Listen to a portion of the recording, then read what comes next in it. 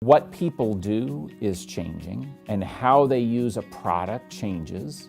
And the interesting part is we often try to teach people to be change averse when people are more naturally willing to adapt and change.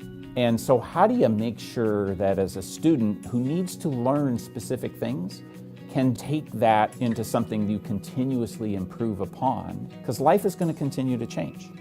In the workplace, you and I know we're faced with using a piece of software, using a piece of technology, and expected to know how to make it productive for a professional environment. Giving kids that experience to say, how do I use my creative skills? How do I use my problem-solving skills that they're going to need in the workplace going forward? And so we're giving them a little leg up. That's what you really look for in a school, in a district, and it's what parents look for in their kids, is can they cultivate a passion into something that's useful for them. Blue Valley is always in a cycle of continuous improvement, and when we look at how to improve the educational experience of students, blended learning plays a role in being future ready. We're looking at ways to leverage the power of technology with the creative mind of humans to really take kids places they've never been before.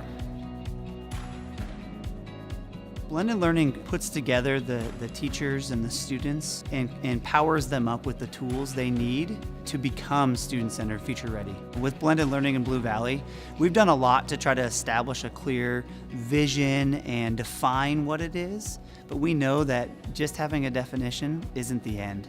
That this is a process, and we are just in the beginnings of that process. We recently completed an impact study, a study about blended learning to help elevate our instruction in the classroom.